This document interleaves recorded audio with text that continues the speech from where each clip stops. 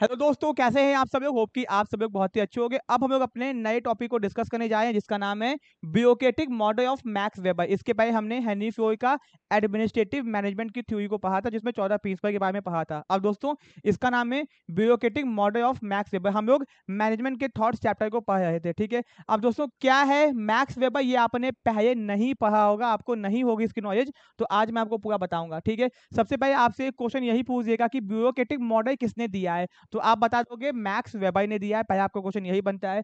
दूसरे आप इसको पढ़ते हैं हम लोग डिटेल में। भैया Weber was born in Germany. कहाँ पैदा हुए थे? जर्मनी पैदा हुए थे in 1864 and grew up during the time when industrialisation was transforming government business and society. भैया उस टाइम पे जो इंडस्ट्री थी हमारी, जो भैया यहाँ पे इंडस्ट्री डेवलप हो रही थी, उसके कारण गवर्नमेंट बिजनेस सोसाइटी बहुत ज़्यादा डेवलप हो रहे थे, ठीक है ना। उस टाइम पे इनका जन्म हुआ। Weber was interested in industrial capitalism. वो बहुत ज़्यादा इंटरेस्टेड थे कि इंडस्ट्रियल कैपिटलिज्म, जो प्राइवेट कंपनी वाले प्राइवेट लोग जो इंडस्ट्री को चला रहे हैं, उसके लिए बहुत ज़्यादा इंटरेस्टेड थे कि कैसे प्राइवेट कंपनीज प्राइवेट लोग इंडस्ट्री को चलाते हैं, प्रॉफिट कमाते हैं, ठीक है। उसके ऊपर एंड इकोनॉमिक सिस्टम के ऊपर where industry is privately control, जहाँ पे इंडस्ट्री को प्राइवेटली कंट्रोल किया जाए एंड मेन मोटिव प्रॉफिट कमाना होता है। मतलब वो इस बात से बहुत ज़्यादा एक्साइटेड थे कि कैसे प्राइवेट लोग बिजनेस को चला रहे हैं, प्रॉफिट कमा रहे हैं, ठीक है, और दोस्तों एक देश को चला रहे हैं, ठीक है। वेबर वांटेड टू नो, उनको जानना था why industrial capitalism was successful in some country and why not in other. उनको ये जानना था कि भैया कुछ कंट्री में प्राइवेट कंपनी बहुत तगड़ा बिजनेस करती हैं और कुछ कंपनी में नहीं कर पाती हैं, इसका रीजन क्या है उनको ये जानना था, ठीक है। ही बिलीव दैट यार जिसके organisation such as factory and government department were characteristics of capitalism economics. उनका मानना यह था कि जो यार इसके ऑर्गेनाइजेशन थी जैसे कि such as factories and government department वह characteristics of the capitalist economy, इन्हीं के कारण कैपिटलिस्ट इकोनॉमी का जन्म हुआ, ठीक है। वेबर विजिटेड द यूनाइटेड, वो कहाँ गए भैया? यूएस गए। कब गए? 1904 में गए to study the US economy, वहाँ की इकोनॉमी को समझने के लिए। सोचो उस देश चले गए वहाँ के बारे में समझने के लिए। It was here that he observe the spirit of capitalism, वहाँ पे उन्होंने देखा कैपिटलिज्म कितना भया पाया वहाँ के देश के लोगों में। वहाँ पे सब कुछ, वहाँ पे जे भी प्राइवेट है भाई, सब कुछ वहाँ पे प्राइवेट है, ठीक है। He noted that capitalism in the United states encourage competition and innovation. भैया जब कैपिटलिज्म है मतलब कि प्राइवेट लोग आगे काम कर रहे हैं, उसके कारण इनोवेशन भी और कंपटीशन भी बहुत ज्यादा हो रहा है। आगे बढ़ने की दौर में लोग कंपटीशन कर रहे हैं और इनोवेशन भी हो रहा है। ही ऑल्सो, आपको पता है दुनिया की मैक्सिमम प्राइवेट कंपनी अमेरिका की है, ठीक है ना। Okay, he also says that business were run by professional manager and that they can were linked through economic relationship, ठीक है ना।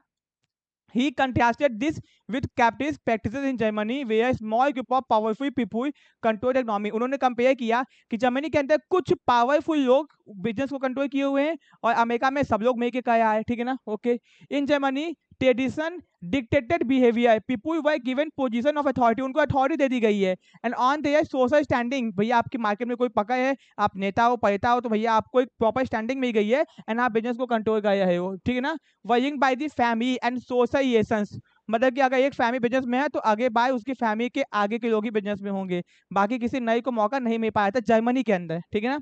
Weber was concern that authority was not a function of experience and ability. उनका मानना था कि authority कोई experience से आपको नहीं मिलनी चाहिए या फिर कोई फंक्शन नहीं है कि आप किसी को दे दो, अथॉरिटी आपके काबिलियत से आपको मिलनी चाहिए, ठीक है ना। Okay, but won by social status, आप खुद जीतो उस चीज को। Because of this manager were not loyal to the organisation. अब मान लो आपको विरासत में कोई चीज मिलेगी, आपको उसकी कदर नहीं होगी, आप मेहनत करके पाओगे आपको उसकी कदर होगी, ठीक है।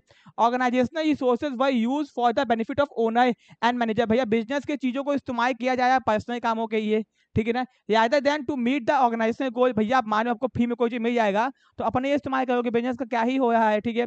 Weber was convinced that organisation based on rational authority where authority was given to the most competent and the qualified people. उनका मानना था कि अथॉरिटी केवल उसको दी जाए जो क्वालिफाइड है, जो कंपिटेंट है, ठीक है ना। Okay, would be more efficient then those based on you know. भैया किसी को जानने से मतलब नहीं है, जो कंपिटेंट है जो काबिल है उसको मिले, ठीक है। Weber called this type of rational organisation bureaucracy. आप आज के नाम जानते हो ना, ब्यूरोक्रेसी मतलब क्या होता है कि नेता के भैया बेटा नेता ही बनेंगे, ऐसे जो होता है वही चीजें नेपोटिज्म क्या हो। Weber identified 6 characteristics of use of bureaucracy. 6 features उन्होंने बताया ब्यूरोक्रेसी के, they are summarised in the following table. 6 विशेषताएं क्या है ब्यूरोक्रेसी के। पहला हियरार्चिकल मैनेजर स्ट्रक्चर, मतलब कि ये हियरार्ची होता है, ऊपर नीचे नीचे नीचे नीचे हियाची में होता है पूरा, ठीक है ना। Okay, each level control the level below, हर ऊपर वाला नीचे वाले को कंट्रोल करता है बस। Authority responsibility are clearly define, सबकी अथॉरिटी रिस्पॉन्सिबिलिटी एकदम क्लियर होती है। जैसे मान लो पीएम, उसके नीचे प्रेसिडेंट, पीएम, एमपीएम, ये ऐसे पूरा आ गया, ठीक है। डिवीजन ऑफ लेबर, टास्क का क्लियरली डिफाइंड, किसका क्या काम है सबको पता है। Employ become skilled by specialisation, इससे क्या हो जाएंगे, वो अपने काम में स्पेशलाइज हो जाएंगे क्योंकि उनको वही काम दिया गया है, ठीक है। फिर फॉर्मल सिलेक्शन प्रोसेस, किसी भी चीज को, किसी भी लोगों को नौकरी पर रखने का प्रोसेस क्या है, फॉर्मल है, एकदम ऑफिशियल है, कोई भी आयु काम नहीं हो रहा भैया, प्रॉपर तरीका है, उसी से आपको नौकरी मिलेगी। Employ selection and promotion are based on experience, competence, technical qualification demonstrated by examination, education, there is no nepotism, कोई nepotism नहीं थी, ब्यूरो किसी के अंदर ऐसा कुछ नहीं होता, ठीक है। career orientation, management is separate from ownership, management अलग है, ओनरशिप अलग है। Manager are career employ, protection from arbitrary dismissal is guaranteed, मतलब भैया उनको एक फैसिलिटी मिली गई है कि आपको कोई टेंशन लेने की जरूरत नहीं, आप अपने काम पे फोकस करो, ठीक है ना। फॉर्मल यूज एंड रेगुलेशन, सबके ये नियम कायदे कानून बना दिए गए, सबके ये, ठीक है। Use and regulations are documented to ensure reliable and predictable behaviour, नियम नहीं होगा तो मन से अपने काम करोगे, कोई कायदा नहीं होगा तो। Manager must depend upon formal organisation use in the applications. Impersonality use are applied uniformly to everyone, सबके ये नियम लागू होते हैं। There is no preferential treatment of favouritism, आपका कोई फेवरेट है तो उससे मतलब नहीं है भाई साहब, उसको भी वही चीज फॉलो करनी पड़ेगी, ठीक है। अब दोस्तों मेरिट ऑफ ब्यूरोक्रेटिक ऑर्गेनाइजेशन, क्या क्या मेरिट है।